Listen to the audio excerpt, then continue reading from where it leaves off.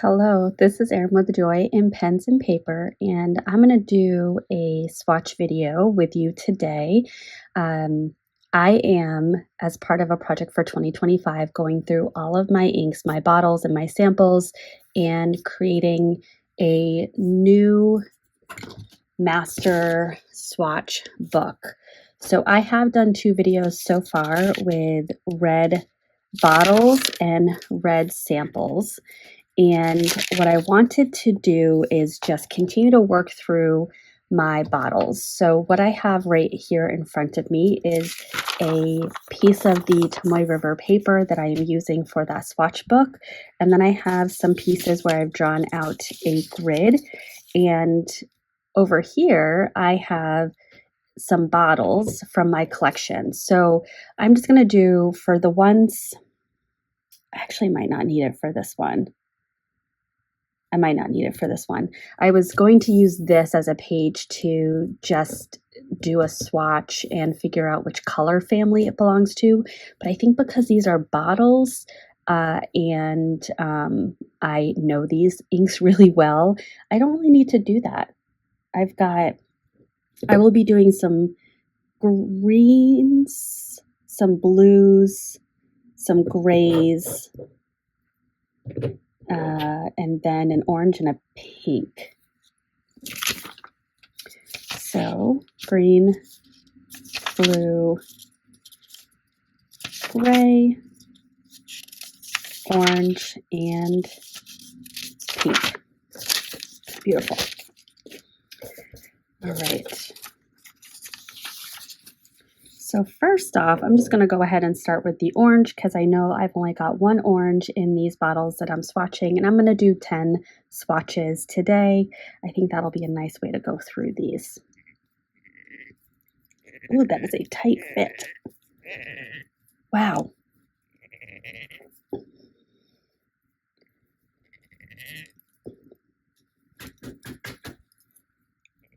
There we go.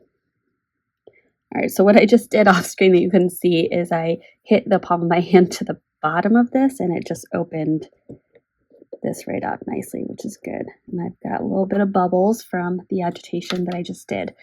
I will be using a Kakimori Brass nib dip pen to do these swatches. And I'm just going to start right up here at the top.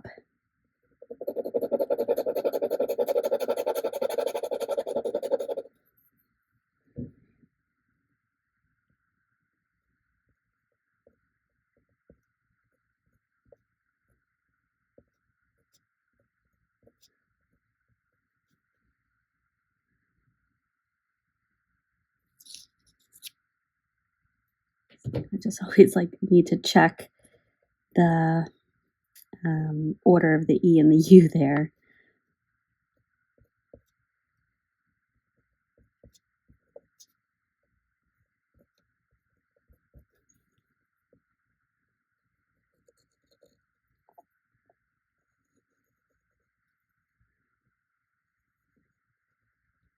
This is a really nice orange. The only time that I have used this in a pen, my experience led me to believe that this is a dry ink.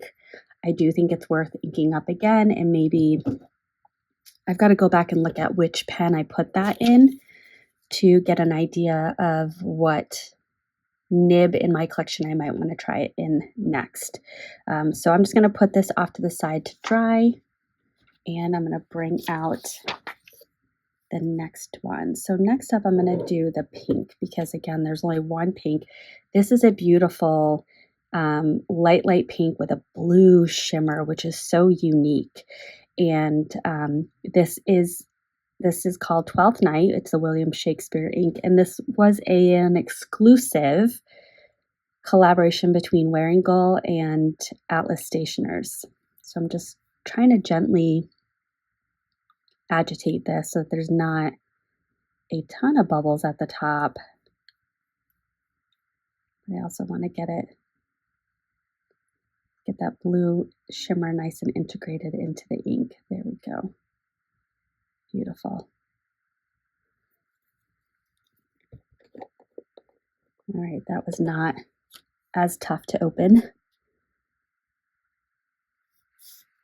And again, starting right up here at the top, I'm just going to do a swatch. Look how lovely that pink is. It's such a baby pink with that blue shimmer.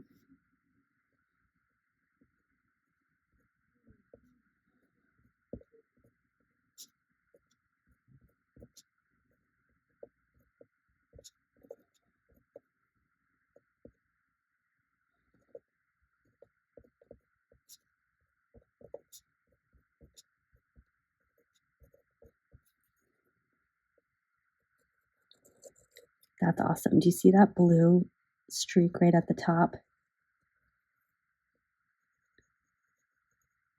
Now, because this is such a light ink, it would require a wetter writer in order to be legible.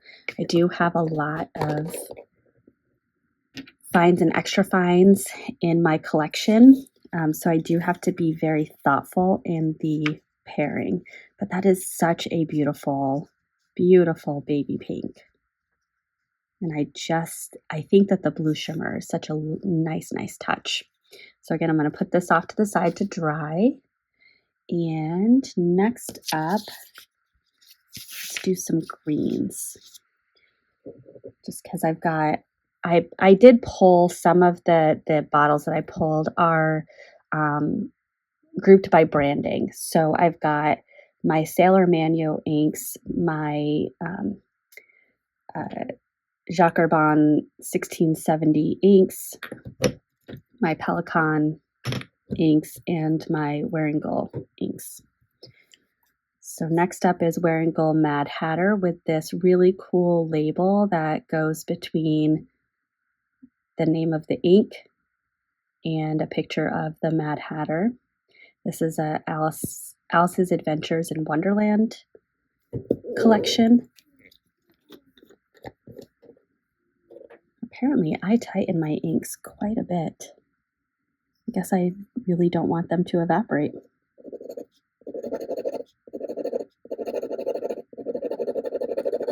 Now this is a really beautiful, I view it as a sagey green.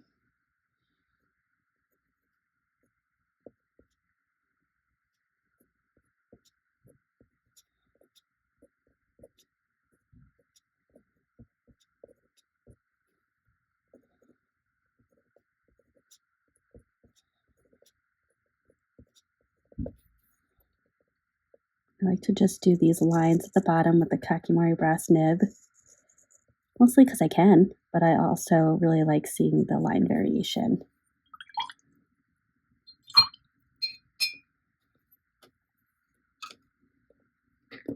All right, the next green that I've got is Manu, a Sailor Manu Shirakashi. This is an ink that came with the Sailor Manu Nuts Pro Gear Slim. Sailor Pro Gear Slim Manu Nuts. Maybe that's the right order. But it came with that pen. This ink has the potential to sheen.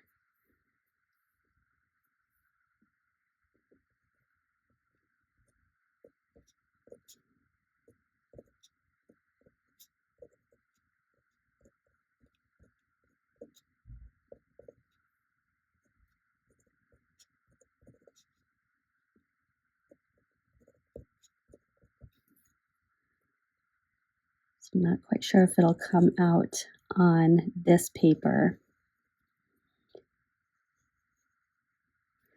So this is Tomoe River paper that I purchased a loose leaf package on Amazon. And I do notice, as you can see here, there is some feathering. You can see it coming through in this as well. So I don't know that it's the most quality paper, but it works for the purpose that I picked it up for. All right, so these are the two green inks that I have for today. So again, I'm like the first two, I'm just going to put this off to the side. I will come back to them. And let's do the blues. So first off, I have Sedna. This is another Wearingeul ink.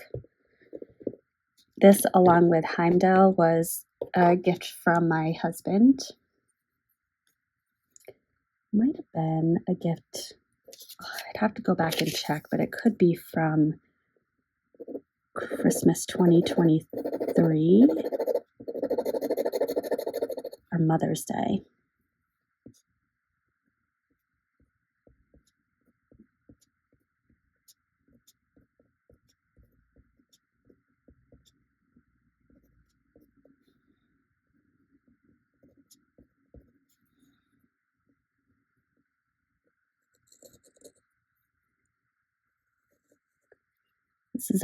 This is a really nice blue. I don't often use blues,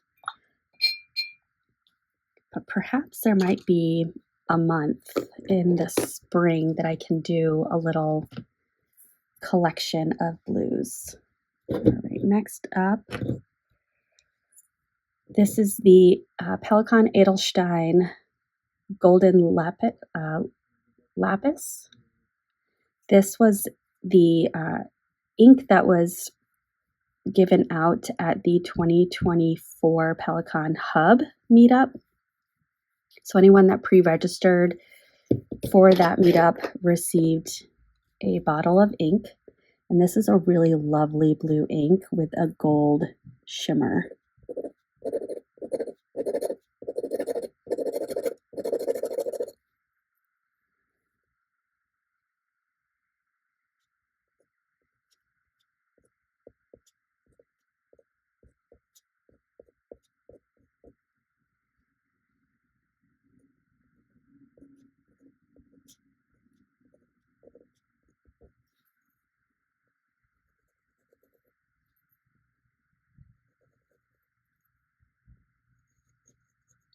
Yes, I do really like this blue.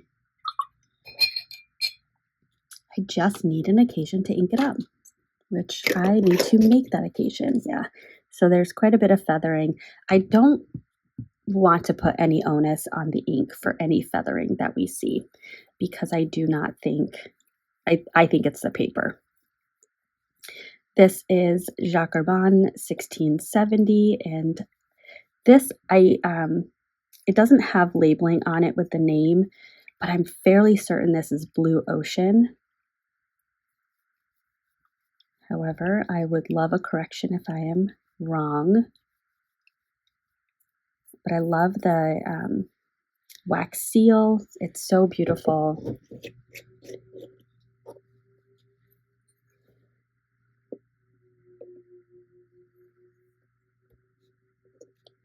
Now, this is an ink that has been in my collection for, gosh, definitely over 6 years. This actually comes off blurple or purple next to the blue lapis.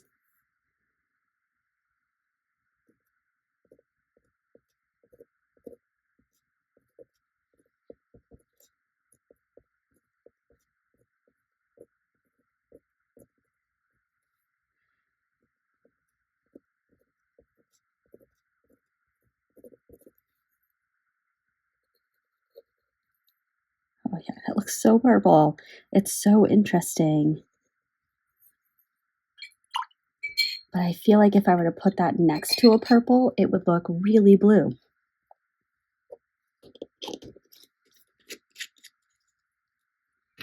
All right, and the last blue ink for today is Sailor Manyo Haha. This is a chromo shading ink.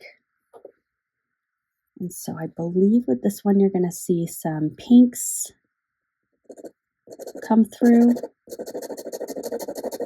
And it's a very light ink. So this is one that I would recommend using with a wetter flowing pen. I spelled that wrong. Oh, how can I fix that? Just like that.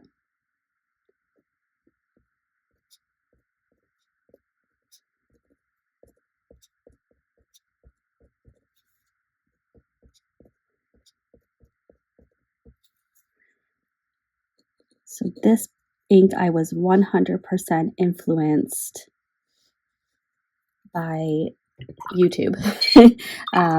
I was getting interested in some different colors of ink besides the few bottles that I had, which the few bottles that I had were, and I'm going to put this off to the side to dry. Running out of room off to the side. Okay. The few bottles that I had were the Jacques Herbin Blue Ocean, the Jacques Herbin 1670, and Pilot Iroshizuku Kirisami and Pilot Iroshizuku Konpeki. Those, and Noodler's Heart of Darkness and Noodler's Lexington Gray.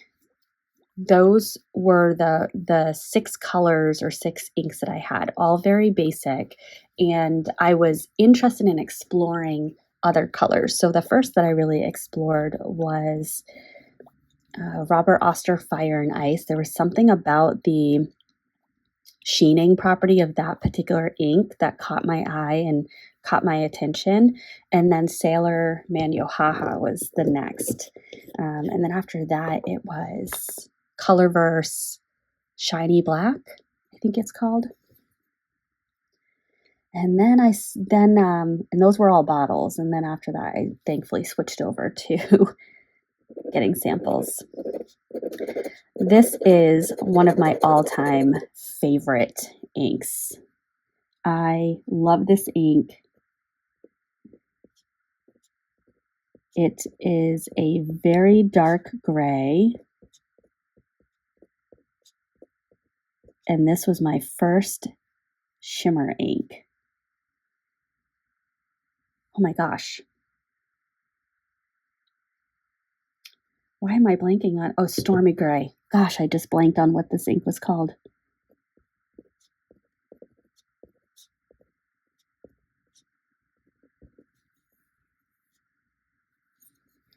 This is, like I said, one of my favorites.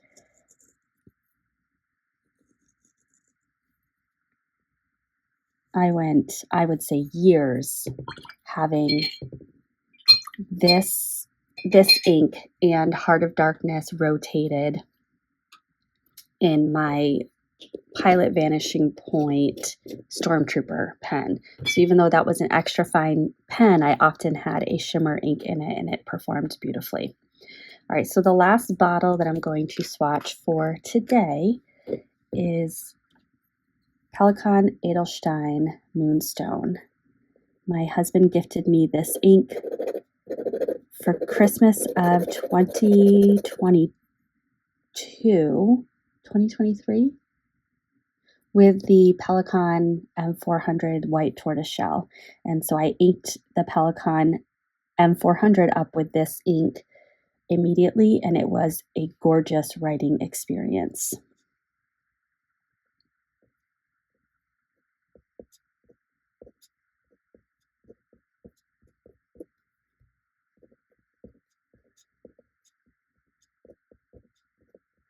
And this was the ink of the year, the Pelikan ink of the year in 2022, 2021, something along those lines. But I love this ink.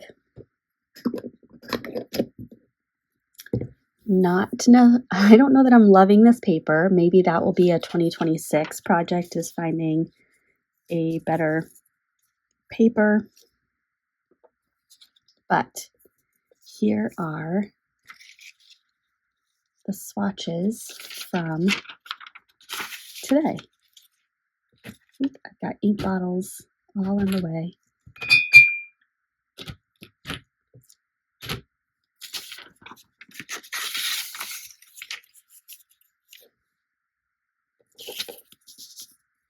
So there we go.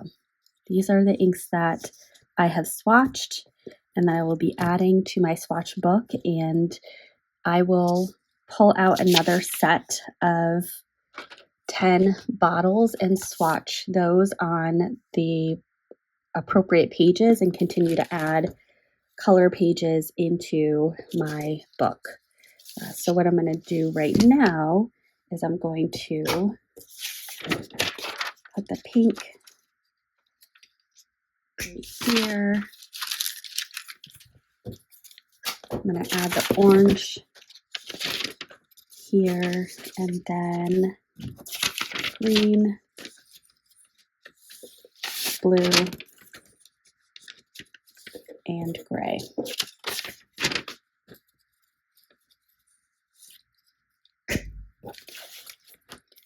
So now here's my book.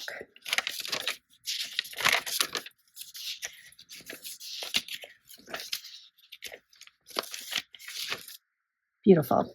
All right. Thank you for joining me for this swatch video and letting me ramble on in my chitter chatter.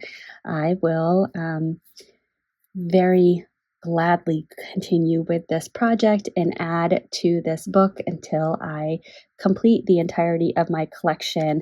I will be focusing on having separate pages like I did with the red of bottles versus samples, because samples I'm going to run out of arguably much sooner, and then when I refresh this book, I will hopefully just be able to focus on refreshing the sample pages and keeping the bottle pages.